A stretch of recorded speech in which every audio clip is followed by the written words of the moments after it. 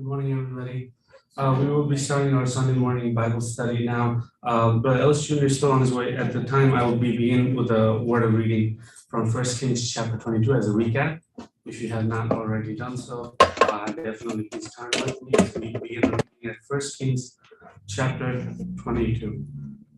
Let's begin. For 3 years, there was no war between Aram and Israel. But on the third year, Jehoshaphat, king of Judah, went down to see the king of Israel. The king of Israel had said to his officials, "Don't you know that Ramoth Gilead belongs to us, and yet we are doing nothing to retake it from the king of Aram?" So he asked Jehoshaphat, "Will you go with me to fight against Ramoth Gilead?" Jehoshaphat replied to the king of Israel, "I am as you are, my people as your people, my horses as your horses." But Jehoshaphat also said to the king of Israel, "First seek the counsel of the Lord." So the king of Israel brought together the prophets, about 400 men, and asked them, "Shall I go to war against Ramoth Gilead, or shall I refrain?" "Go," they answered, "for the Lord will give it into the king's hand." But Jehoshaphat asked, "Is there no longer a prophet of the Lord here whom we can inquire of?" The king of Israel answered Jehoshaphat, "There is still one prophet through whom we can inquire of the Lord, but I hate him because he never prophesies anything good about me, but always bad. He is Micah, son of Imlah." The king should not say such a thing," Jehoshaphat replied. So the king of Israel called one of his officials and said, "Bring Micaiah, the son of Imlah, at once, dressed in their royal robes." The king of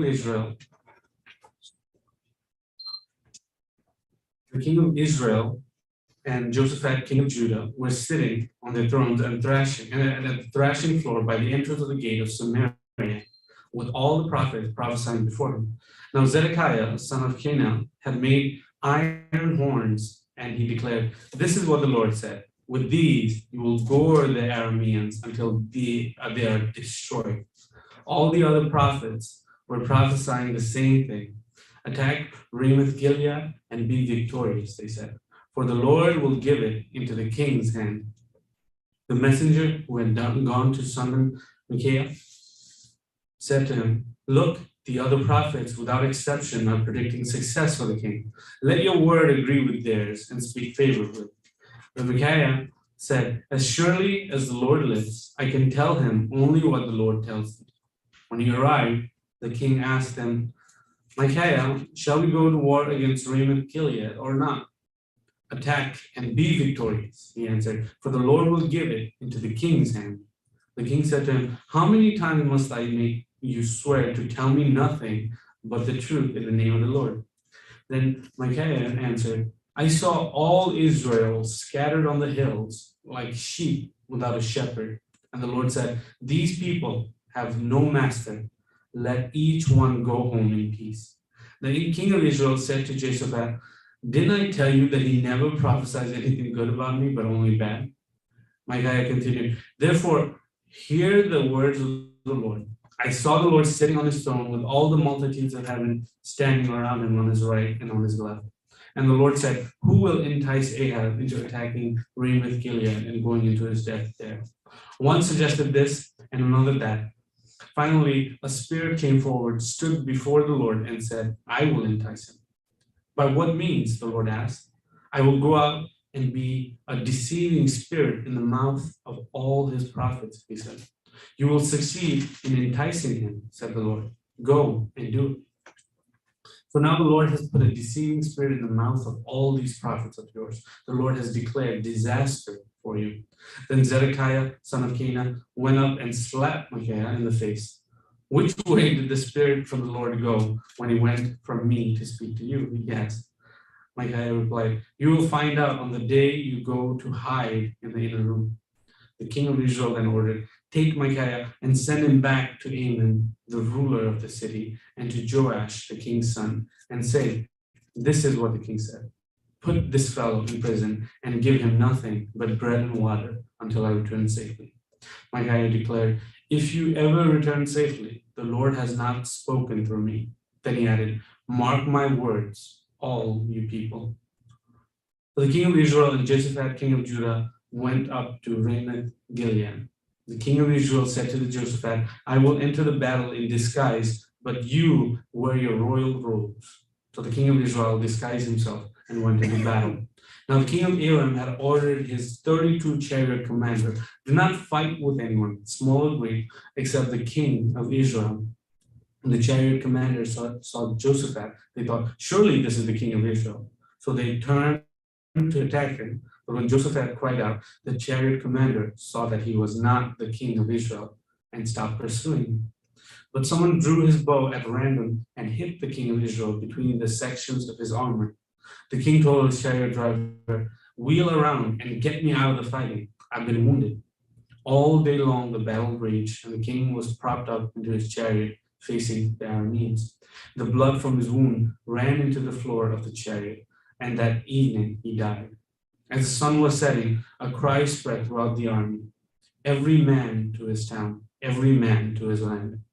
So the king died and was brought to Samaria, and they buried him there. They washed the chariot at a pool in Samaria, where the prostitutes bathed, and the dog licked up his blood, as the word of the Lord had declared. As for the four other events of Ahab's reign, including all he did, the palace he built and adorned with ivory, and the cities he fortified, are they not written in the books of the annals of the king of Israel? Ahab rested with his ancestors, and Isaiah, his son, succeeded him as king. Jehoshaphat, son of Asa, became the king of Judah in the 4th year of Ahab, king of Israel. Jehoshaphat was 35 years old when he became king, and he reigned in Jerusalem 25 years. His mother's name was Azubah, daughter of Shili. In everything he followed the ways of his father Asa and did not stray from them. He did what was right in the eyes of the Lord. The high places, however, were not removed, and the people continued to offer sacrifices and burn incense there. Jehoshaphat was also at peace with the king of Israel. As for the other events of Jehoshaphat's reign, the things he achieved and his military exploits, are they not written in the books of the annals and the kings of Judah? He rid the land of the rest of the male shrine prostitutes who remained there even after the reign of his father Asa. There was then no king needed, a provincial governor ruled. Now Jehoshaphat built a fleet of trading ships to go to Ophir for gold, but they never set sail. They were wrecked in Ezion-Geber. At the time of Isaiah, son of Ahab, said to Jehoshaphat, let my men sail with yours, but Jehoshaphat refused. Then Jehoshaphat rested with his ancestors and was buried with them in the city of David, his father, and Jehoram, his son, succeeded him as king. Isaiah, son of Ahab, became the king of Israel in Samaria in the 17th year of Jehoshaphat, king of Judah, and he reigned over Israel 2 years. He did evil in the eyes of the Lord because he followed the ways of his father and mother and of Jeroboam, son of Nebat, who caused Israel to sin. He served and worshipped Baal and aroused the anger of the Lord, the God of Israel, just as his father had done. May God add blessing to the reading of this chapter. All right, good morning, everyone. All right, if you're, depending on how old you are, you may remember a phrase in America, jumping Jehoshaphat. So when you hear this reading, you should at least be reminded, even in the secular world, of this name at least. This is a great section of scripture that we'll be looking at. I would encourage you, like we've been saying for the last couple of weeks, to do your personal study with 1 Kings, 2 Kings, and 1st and 2nd Chronicles, because we're skipping around just for the sake of time and the way that our author is guiding us through our text passages. So we can't touch on every aspect of what's going on here throughout the Old Testament, which is why it's just called a survey, right? We're just doing an overview of the scriptures to get a better grasp of what's happening.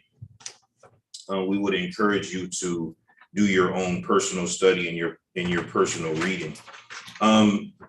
We're looking at this entire chapter, sadly, is about the wickedness of Israel. Last 2 weeks, actually last several weeks, I shouldn't say 2 weeks, the last two sections in this lesson 6, we looked at the war with Syria, Benhadad and Ahab, and we looked at the last several weeks, Naboth's vineyard. If you remember, Just as a quick recap, Naboth had a vineyard that was near Ahab. Ahab wanted to use the vineyard for some vegetable garden. Naboth said no, because remember when they went into the land, God had divided up the land by family. Ahab had offered to either give him a better one or to give him the value for it. He was home sad about it. His wife Jezebel seen him, decided to do something about it, wrote a decree, told the people to get two scoundrels, right, two accusers, to bear false witness against Naboth. Tell the people that Naboth had cursed God and the king, so they stoned him to death. And then a message came to Elijah to tell to Ahab that destruction will come to him and his family because of this thing. Ahab visibly changed his appearance, right? He was sulking in terms of repentance. God gave a message to Elijah again, asking him, did he notice how Ahab had humbled himself in the sight of the Lord? And because of that, he wouldn't bring the destruction to Ahab, but the destruction will come to Ahab's family as predicted and as prophesied. So really, that was the last section there. That section, though, when we go into this next section of this battle of Ramoth Gilead and the king of Israel and the king of Judah, the reason why that's important is really the continuation of prophecy and God's promises, right? In the New Testament, it talks about God's word not coming back to him void. And it's important for us to think of prophecy, instructions, ramifications of our actions more than just our own life, right? It's stronger, or it makes more sense to think about it as a totality, right? So in the world, when you start talking about legacy and family legacy, it makes sense. And usually those who have financial means gravitate to that, right? Because usually when you have financial means, especially if you own a business that's very successful, you're thinking about legacy, passing it on to the next generation, right? We have some businesses throughout the world that are super successful. Some of the most successful businesses that's been around since the 1800s, right? We have some businesses that are still family run, that's been around for 50, 75, 100 plus years, right? So that means that those families are thinking about the legacy from this generation into the future. Similarly with church, right? You have some Christians, some local congregations that are able to say, hey, my grandmother was a Christian, my great-grandfather was a Christian, right? That's a legacy that you can see. Like some families have a legacy where they're not the first or second generation for baptized believers. They can look back and say, I have family members that have been baptized 1, 2, 3 generations beyond me, right? That's a legacy. Then you think of local works, right? This year we'll be celebrating with the Manchester Church 60 years. We'll be celebrating with the Trumbull Church 150 years, right? Our history is tied with Trumbull Church, right? Now you think, wow, look at that legacy, right? 150 years, 60 years in the same space, constantly changing year after year with generations, people coming and going, and the word of God is still being preached, right? That legacy is something that I would encourage as young as you can to think of, because if you started to think of down the road when you were a teenager, it would change your decision making. Because see, when I only think about myself and having fun, therefore it's a good chance I'll make bad decisions, because fun is temporary. See, fun is today on the 17th of July.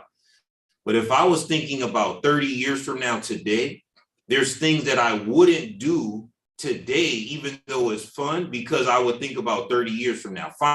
Finances work that way, right? If you are 18 and you started a job in a 401k, you would have well more than enough if you never stopped working to live comfortably in retirement in this country. The problem is, do 18-year-olds think about 401k? No, right? See, that's why when older people say youth is wasted on the young, every single generation, older people tell young people to go to where when they're 18? Where do they tell them to go? School. And as life goes further and further into this technological age, how much louder do we tell them to go to school? In every single year, how many kids actually go to school? Every generation 18-year-olds come up with some new way. Every single generation, they have some new way that they say, oh, I can do it this way. And older people saying what? It doesn't work like that here, right? They'll say, if you put this much money away into this much account after this many years, you'll have the finances you need. And as you get older, you know, you have more medical bills. You're going to want to travel, see different things. Every single generation, it said the same exact thing. How in the world do people not adhere to that? Because people aren't thinking long-term. And by the time you get older to think long-term, you normally go back in your life and say, what? I wish I would have been thinking about this a lot sooner. So this is what we're looking at really in this entire chapter of Israel's wickedness long-term, right? Is to look at it and say, the people, the kings, these prophets, in some cases, the one that are giving false prophecy, they're not thinking enough long-term. And that's one thing I would just encourage you to think as an undertone throughout this chapter, because we're looking at it from a negative in their wickedness. Just think about long-term a little bit more. And your Monday through Saturday, think about long-term. Think about long-term with your family. Think about long-term with your relationship with God. Think about long-term with your local congregation. Just think about long-term. And those of you who are adults in your household, you should talk more about long-term to your household, right? Talk to your household about 10 years from now, especially if you have children. And when I say children, it's of any age, right? You could be a grandparent, you could be a great-grandparent. Ask your child, where do they see themselves in 10 years? Because the problem with children is this, they always make it about you. That's why I said, ask them where they see themselves, because it have nothing to do with you, correct? Because you're older than them. That's the part where kids does not do something thinking it's going to hurt their parent. Oh, hello, this is not going to hurt them. They grown already. This is about you and your poor choices in life. So ask them, because if you can get your household to think more down the line, it may change the decision-making of the people in the household. See, if we could have got Israel and Judah to think more down the line, right? Think about what you're doing today and how it's going to impact in the future. At the tail end of what Brother David was reading in chapter 22, it did mention a good king, right? It said this guy actually did good. But what didn't he do? And what David read? Oh, he didn't tear down the altars in the high places. Oh, okay. Well, he did a lot of good things. Well, because he didn't do that one thing, the next generation has said what? They kept making sacrifices there. See what I'm saying? So if you start talking about cleaning, right? Look at your life. That's why I said, even if you're a great grandparent, until you transition from this life to the next, you are never out of the opportunity to say something to your loved ones, right? That's the blessing about getting older, right? And the older you get, the more you can say to loved ones, you know why? Because you older. So they can be like, oh, okay, well, I don't agree with grandma and granddad, but you know, I love them, right? So you can say more and more potent to those decisions that they are or aren't making, right? So this is just encouragement to think of the last several weeks and the next couple of weeks more from a family standpoint, right? Like we're looking at the nation of Israel, yes, but think of it as your own family, right? What are some of the things that you are or aren't doing as a family that are positive for short-term and long-term, and some things that you think, yeah, if we keep down this path, I can see this being detrimental to a short-term or long-term, right? It's up to those who are older to set that example, right? That they can say, listen, this is what we should be doing. And you lead by example, and hopefully those that are beneath you in age will follow along, right? That's really the goal. What you don't want to happen is to let the young people in your family start dictating the direction that the household or the family is going, because young people constantly think they have some new information. But here's a news flash. There is no new information ever. Young people are, oh, I seen on YouTube. What was before YouTube? Oh, I seen on YouTube, this is how you should change a baby. Since when? Since when? Well, how come no one told mothers for 6,000 years about this? All of a sudden, YouTube just like a bolt of lightning. Oh, look, we've been changing babies wrong this whole time. Oh, this is how you should do a marriage. Oh, this is how you should do your finances. Everything online is about clean up your credit. You know how you clean up your credit? You need to pay your bills on time. Oh, no. If you pay me $50 a month, I'll teach you how to clean up your credit. What are you doing? You know why you paid that person. No, this guy got 1 million views. He's helping everyone clean up his credit. We get so swayed away by new things instead of why you don't just do the same old thing that's been around for so long. That's what I'm saying is this society that we live in now is losing its appreciation for those who are older, right? There's not even a respect if somebody were to come in to get up. I was at a cookout and, some older ladies walked in and people were still sitting down. I was confused because if there wasn't enough chairs, how come the younger people can't stand up? But people don't even notice the older people walked into the cookout because society have moved us away. So if society moved us away from that, there's no concern. I mean, there's no surprise to me that in Christian settings, we don't have, because we come out of society, right? We're not different from society. No matter what age you are baptized, we have to come out of that. See, that's why some older Christians view certain things different than younger Christians, because the society that they were raised in are completely different nowadays. That's the problem. Young people see that as an advantage, right? Some technological advantages and advances are positives. But when you start changing the way you look at moral construct, that's a disadvantage. Therefore, it's up to the older people to tell the younger people, which is in your New Testament, hey, listen, if you continue down this path, it's going to lead you astray. If you don't believe that, just look at of all of the lessons we've done so far, just lesson 6. Because you see these 3 sections, the war of Syria, Naboth's vineyard, and the battle of Ramoth Gilead, that is totally surrounded about family structure and doing the right thing now, doing the wrong thing now, and the ramifications or the consequences for both of those long term. That's what these 3 sections are about. So think about that as a family, more so as a family, because what you have as an older person over a younger person is experience. Right now, the economy is taking a downturn. Anybody that's over 30 will say what? Okay, because when was the last downturn? You'll remember this happened in 2008. But if you was born in 2000, you don't remember 2008, right? Because you just was 7. You say, oh, I turned 8 in 2008. Do you remember recession? You could say, no. An older person could be like, okay, like this was a recession, not to minimize it, but we survived this 2022. See? And somebody older than that can say, what?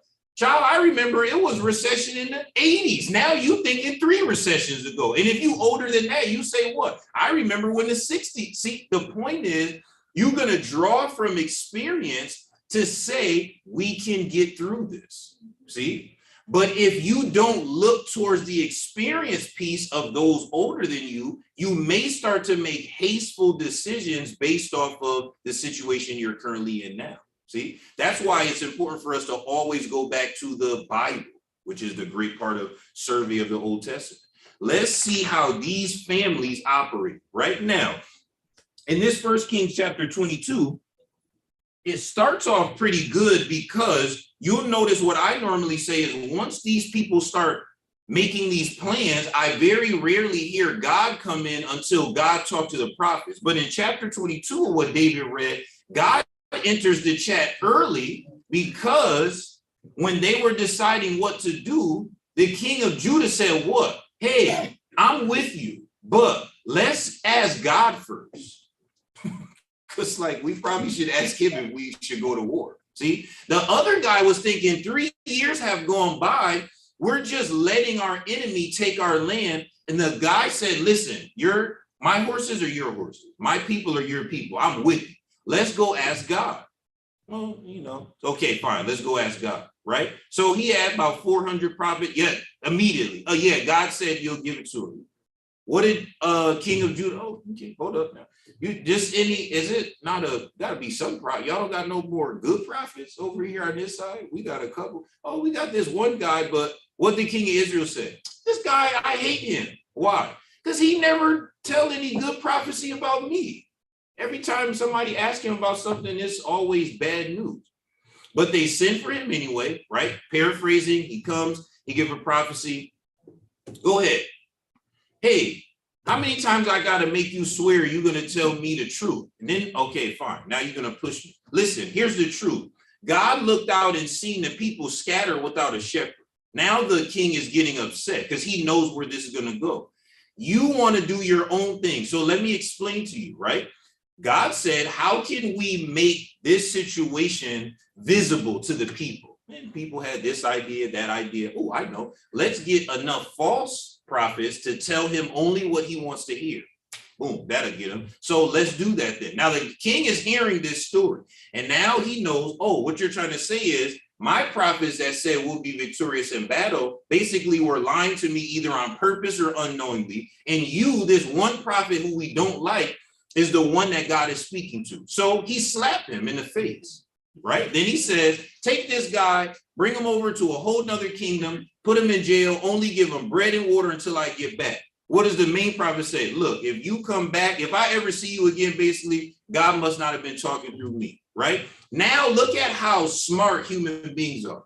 So when they go to battle, he tells the king of Judah, you stay dressed like a king, but I'm going to dress like a regular soldier. Now, automatically, I'd have been like, wait, hold up, this don't sound right, because that means they're not going to be looking for two kings. They're only going to see me, and they're going to try to kill me first, right? But they go along with it, and they start to pursue the king of Judah, and he says, ah! And then they say, oh, wait a minute, no king we looking for, he's screaming. So they stop pursuing him, and wouldn't you know, the Bible say just what looked like randomly, somebody threw an arrow, and of all the soldiers, it just happened to go right in between the breastplate of the guy who was the king who dressed up like a soldier.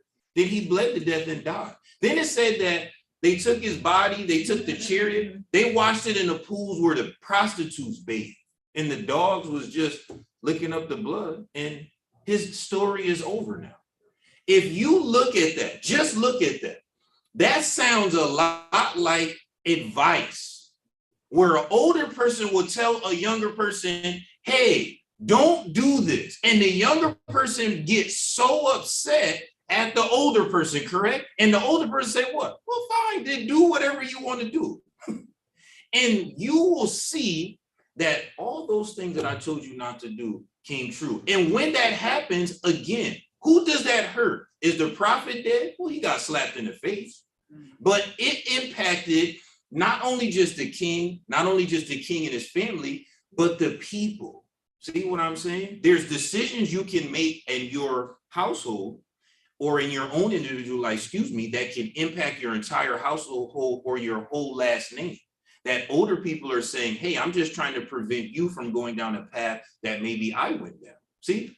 But instead of thinking of it like, I wonder why the prophet said that, tell me more, right? He could have asked, hey, how come God said that? Well, God said this because you didn't do this. He could have said, oh, I knew I messed up. Okay, fine. Let's regroup. He got so upset at what the prophet said, he never analyzed. That's what young people do. Young people be so upset what you say, they never even hear what you really saying, right? Instead of saying, mom, dad, grandma, granddad, why did you say that? Oh, here's why I said that, because this, and this. Then maybe you'll see, oh, this person has my best interest in heart. So again, if we look at this, take a step back. Yes, we have to look at it from a spiritual standpoint, of course. But the first half of class, I want us to just look at it from a family standpoint, right? Because we get advice all the time. A homeless person could give you some good advice. But what do you do with that advice, right? Do you apply it, or does it go in one ear and out the other?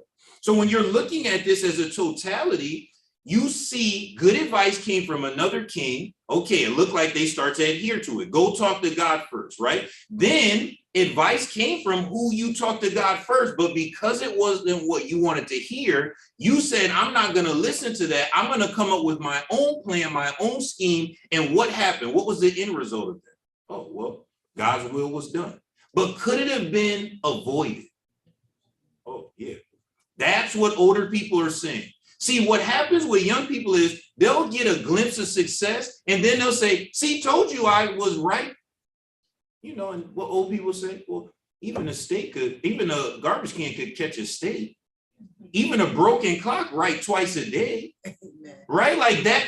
Young people will get the tiniest success in their life. Say, see, told you was wrong. Oh, okay, well, I guess everything I said was wrong because you caught one win. The point is longevity. It looked like they were doing good until that, I said, what appeared to be a random arrow, boop, boop, and now what? Oh, this wasn't a good idea after all. This is why you don't rest on your own understanding. That's in our Bible. But I'm telling you, even though families come to church and hear that, my fear is, do we run our households like that? See what I'm saying? In church, we know these scriptures. But when we go home, somehow, some way, we parent way different. See? And therefore, we allow kids to do what they want to do. But in the Bible, if I start to say that in Bible class, every parent will say, no, that's not right. But then how come it's right at home? If it's not right in church, how come it's right at home? Sometimes you have to grab hold of your household, shake it up, right? Shake all the dust out and all the dust mites and everything, do a cleaning and say, we're no longer going down this pathway. We're living a different way now. Because if we continue down this pathway, it's nothing but destruction around the corner. I guarantee you, if you went home and said that today, at least one person would be like, whoa, that was heavy. Wasn't expecting that. What kind of church service you had? The point is you're trying to get their attention to avoid bad decision making. All the prophet was doing was trying to get this guy's attention, right? He could have heard it and said, we're not going to battle. There's no way. Stop. Everyone stop. This was a bad idea. God said, what? No way. Stop. Whenever God wants us to go, we'll go ahead. Instead, he devised his own plan. And what was the end result of that? Brother David, go ahead. I just to add to your point, I think people just don't like listening. That's the bottom line. Whether it's young, old, people just don't like other people telling them what to do. That's the bottom line. Forget about church, right? Like just people like listening to what they want to listen to. I think it's, even when you're looking at scripture, there's like a weird filter that we put in where we read the scripture that appeals to our sense of belief that we already believe. But how about the scripture that is going to be very difficult for you to live, right? Yeah. How about the scripture, like last week, Simon made a really good point where like family members make it complicated, right? Because when family members get involved, we put a weird filter saying, oh, you know, it's fine for not, it's important that children grow up, you know, in godly home, but it's an exception for my daughter because, you know, she gets to marry whoever she wants to marry regardless of what faith, whatever. There's a weird exception, but the problem is when you live your life in worldly, even in worldly way, right? Like you just want yes men around you. People make silly mistakes. Like it's like they're not even living in the real world the way they act.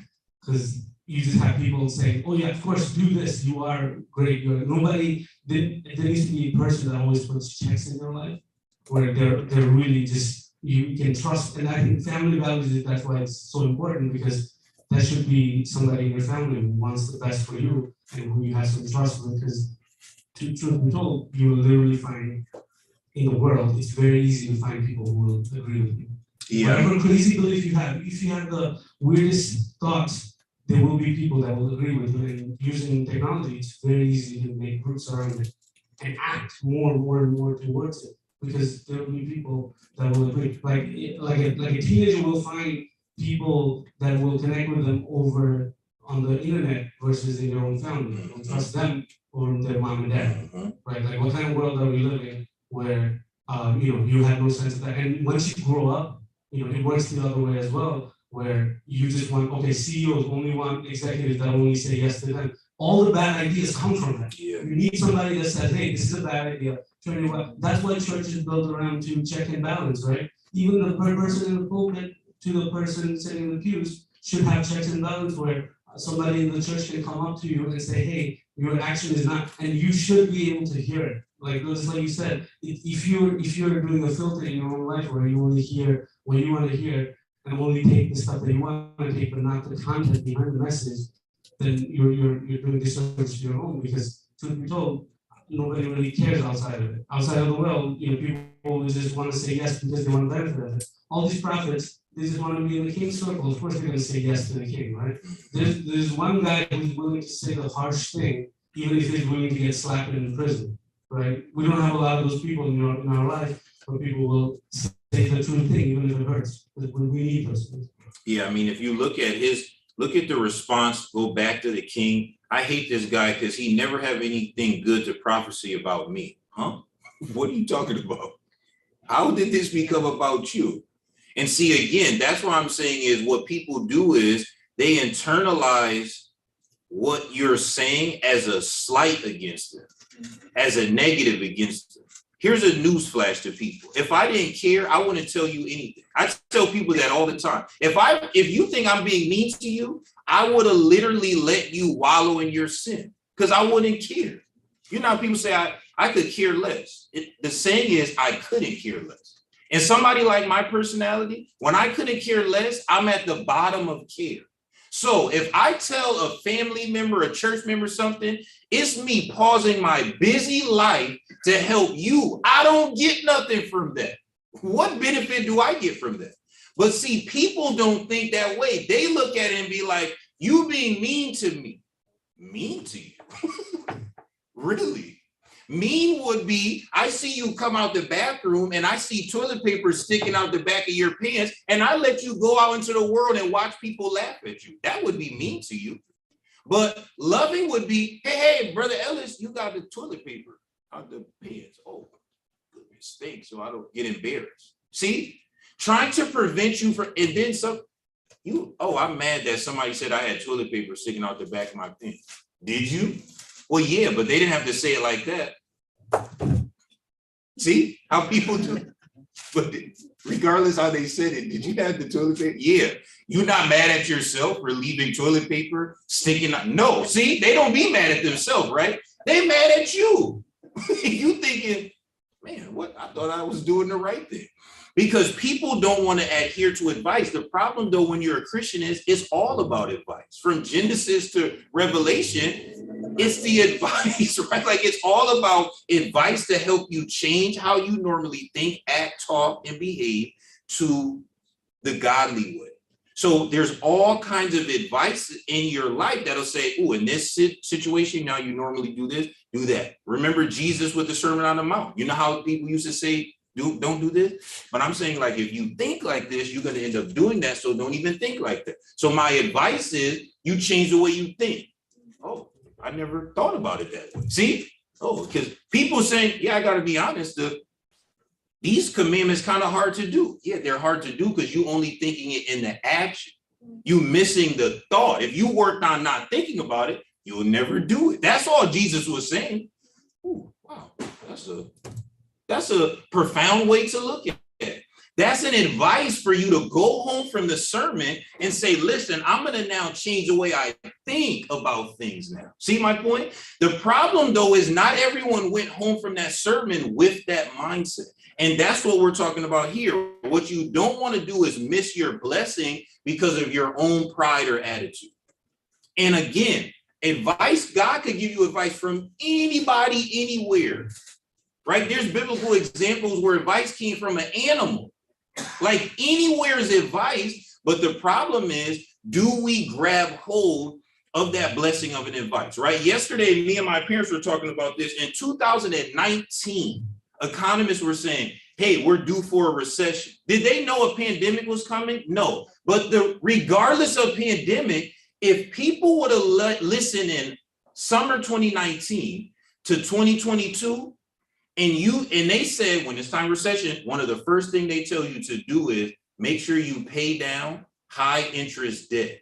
Credit card is high interest, right? 17%, 25%. If you would have been 36 months, not buying new things, but paying down your credit cards Now, when inflation came, guess where you would have been? In a good position. Even though people heard that advice, did they do it? No, you know why? Because it was sunny outside in 2019. It's like Noah with the rain. See, people looked outside and said, what this guy talking about? It's a recession coming. Let me see. Where?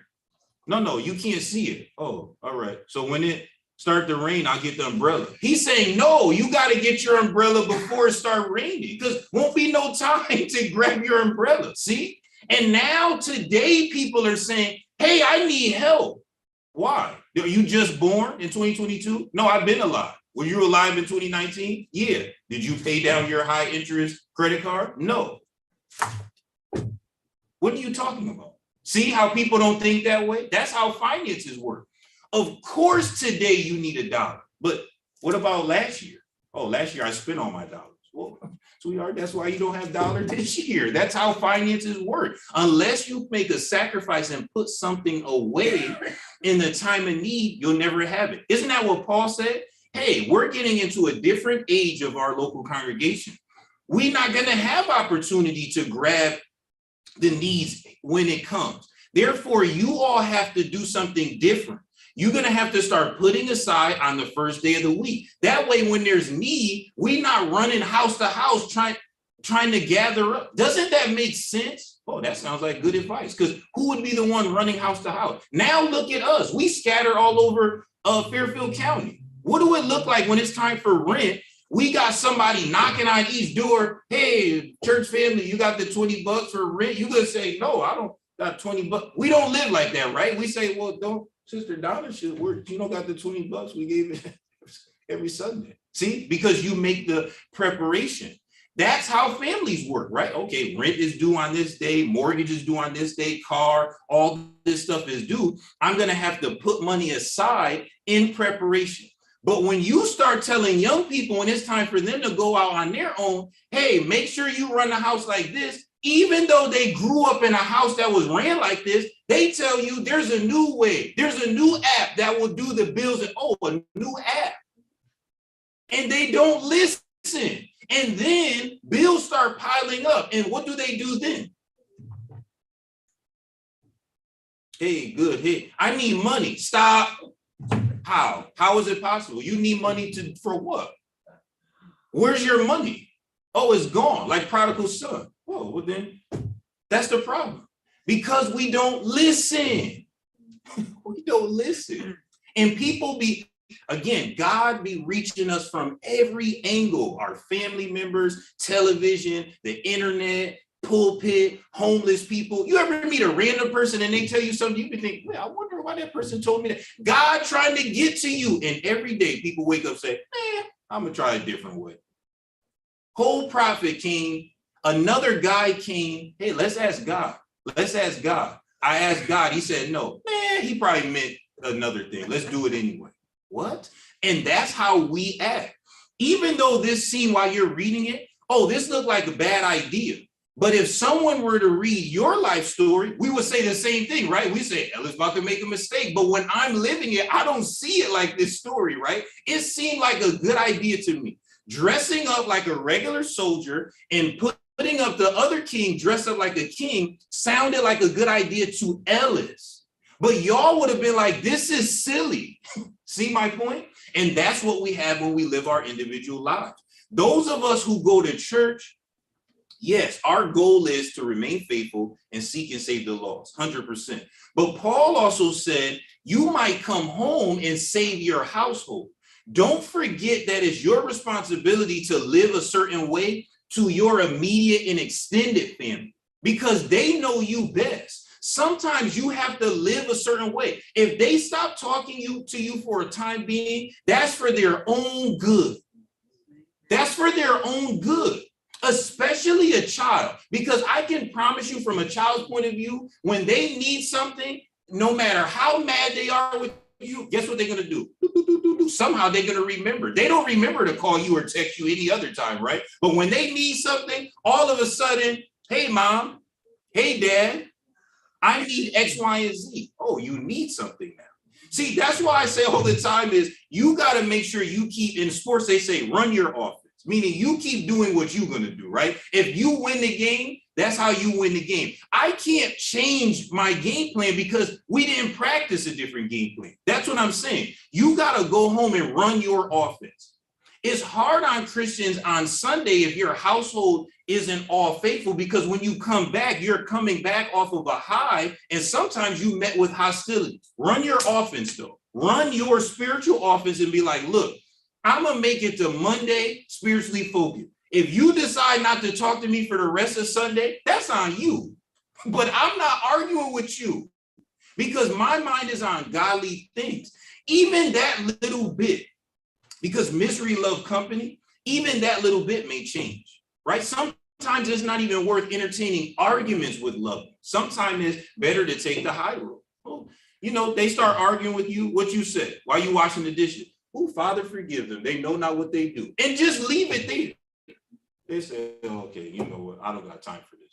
Because sometimes just that, just hearing that will remind them of what we're actually doing. We're not about to argue about little things, because I just came from church. My mind is on spiritual things. If you can get just the people in your immediate circle to think like that, praise be to God. What could we do in terms of changing the whole world? Sister Donna, go ahead.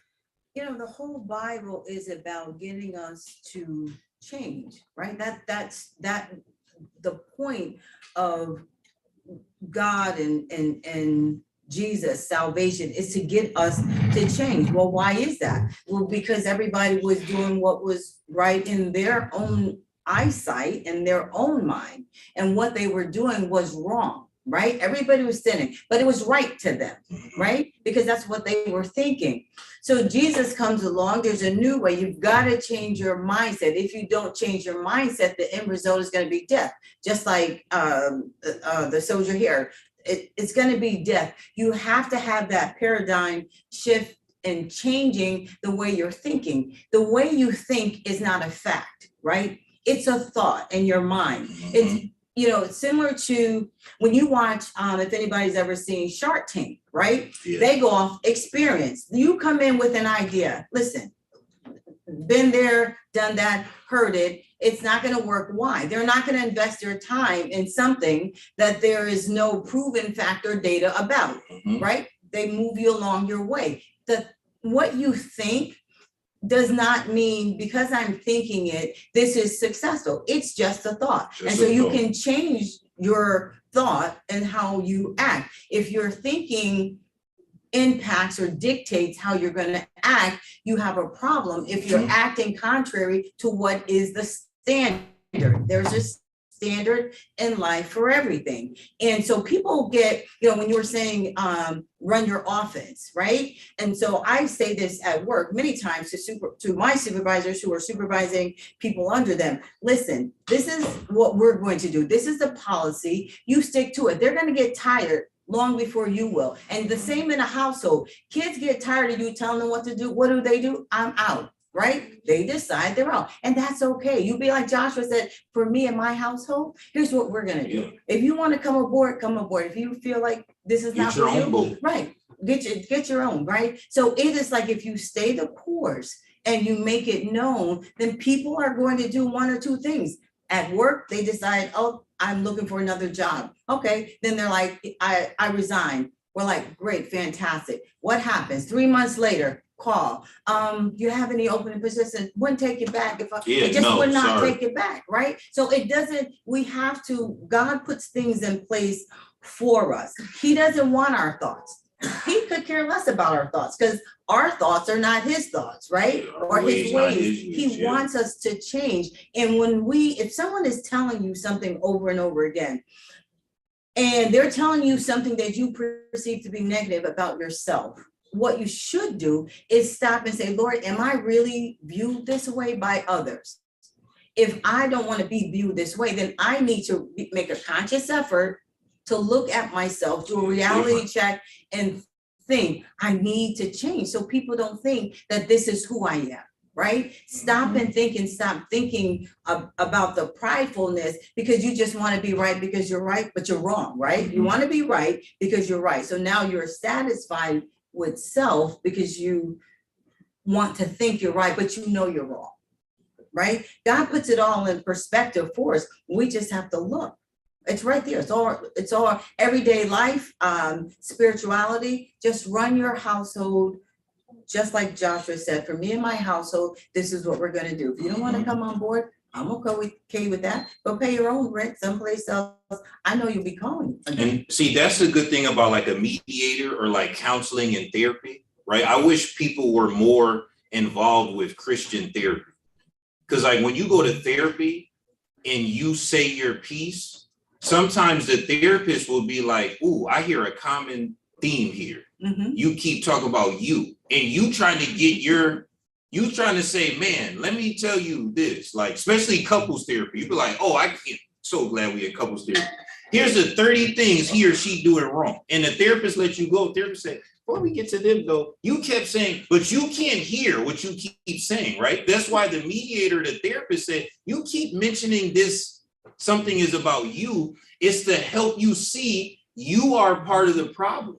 But see, I'm not viewing myself as the problem, right? I'm saying I brought this person to therapy, right? Therapists say, but you here too. So the point to that is saying, when we hear these things, are we internalizing it to get better, right? Or are we just being like, you know, sometimes they'll say you sitting in a church, you say, oh man, I can't believe Brother Ellis not here to hear this sermon. This was tailor-made for Brother Ellis. And somebody think, man, I was thinking this was tailor-made for you. I was thinking, I'm glad you was here. Sometimes that's that way, right? With the advice, we hear it, but we don't apply it to our life. We be thinking about someone else. Oh, this person or that person should hear it. If we look at it more so as like this, what Sister Donna was saying is, okay, everything is about growth and getting better. What can I do to get better? Look at this Galatians 6:7. This will be the last thing we look at. And then next week, Brother David will go through really questions 15 through 17. We answered 18 through 20, but more of the historical aspect. But look at Galatians chapter 6, verse 7. This is question 19. Do not be deceived. God is not mocked. Whatever a man sows, that he will also reap. Look at the prodigal son, right? Prodigal son said, I want my inheritance. Ooh, kind of backwards. I thought that worked when I'm dead and gone. I'm alive and well. Yeah, but I want my inheritance now. Okay, here. Go ahead then. So I got my inheritance, and now I'm about to sow. What does sow mean? I'm going to open up the ground. I'm going to plant a seed. I'm going to put the dirt back over the seed, and I'm going to water it, and something going to grow out of that. And what was he sowing? What kind of life was the prodigal son sowing? Well, it sounded like he had a great time, right? But the problem was the people around him was having a great time on his dime. And you know how sometimes parents would be like, especially if you have a couple dollars, ooh, look like so-and-so using you. What do the younger person say? Oh, no, you don't know. They love me. Oh, I guess I don't know nothing about love. Must be my first day here, right?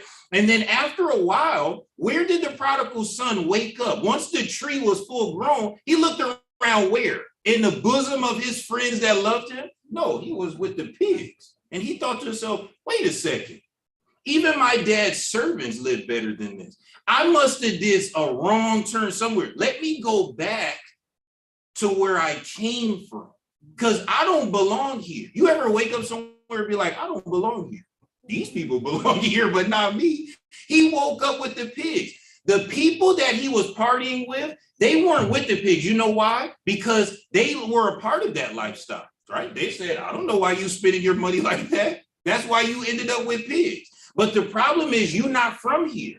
You from wherever your dad was. And he raised you a certain way that once you came around us with the sharks and the wolves, you got devoured because you don't know this lifestyle. That's what happens in the world. And therefore, people go down a pathway that's harmful to the father, the brother, or the prodigal son. Well, the father and the brother was still doing what they were doing every day. It was harmful to the prodigal son. It set him back. He lost time in his own life because of poor decision making. Now, the blessing is much like spiritual, right? God as our father, the prodigal son father, was waiting for him to come back every day. But he still allowed him to walk away, to bump his head, to learn his own way, to then come back. My problem with society now is people raising grown children, children with facial hair and deodorant. Let me help you as a parent. Let them go. Let them go. They think they know more than you anyway. So let's see. Open the door. And you know how this door here, we lock it from the inside, right? Same thing. Open the door and you lock it from this side. That way, when they go out this way and the door closed this way, even if they go back and reach for the door, much like the people in Noah's day, what would the door do if you do this to this door? Locked. Because the blessing was on this side of the door. You said you wanted to go on that side of the door.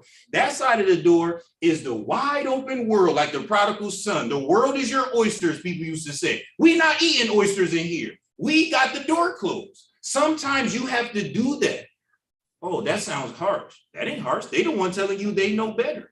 Because sometimes people like the prodigal son have to learn the hard way.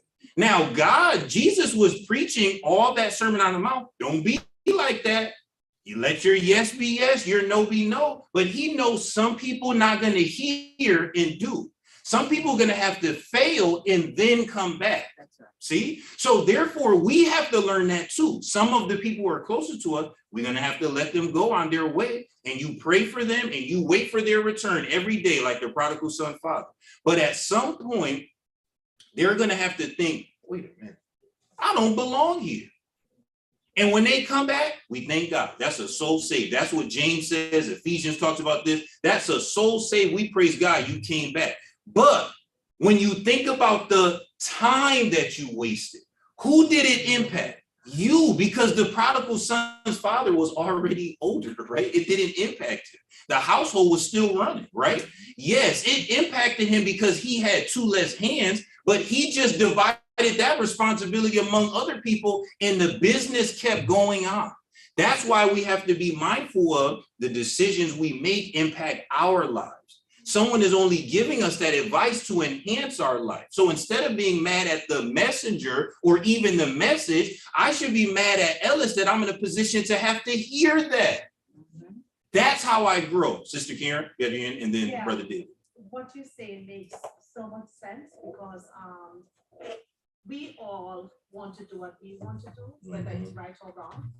And we don't care what anybody thinks. And I think it's part of our DNA because it starts from, look at Naomi. From Naomi to Lily to Maria to Crystal to me. Yep. I mean, we don't listen at all, like zero. I mean, what is everybody's problem? You're stopping me from doing what I want to do, even if it's right or wrong. And we don't have a problem until there are consequences, right? If we allow, right now, if I allow Lily to do whatever she wants to do without a consequence, or she'll be ripping up this whole place, running up and down, do whatever she feels like, right? Same thing with Naomi. So what I'm saying is that I think we're born with this sense of disobedience. We're born with this sense of, I want to do what I want to do and nobody can stop me until there are consequences, right? But I think we need to just keep on praying for all of us. And I say all of us because I'm just learning now how to listen to people, how to listen to advice, how to change my mind about things because somebody told me not to. Mm-hmm. I have never done that. I've always been like, I want to do what I want to do because I'm smart. It's my life. I only live once. I don't want anyone controlling me. So I'm going to do whatever I feel like. So I think as we get older, we learn how to listen to what somebody else is telling us. Listen to good advice. Because we're not always right. As a matter of fact, we are wrong most of the time.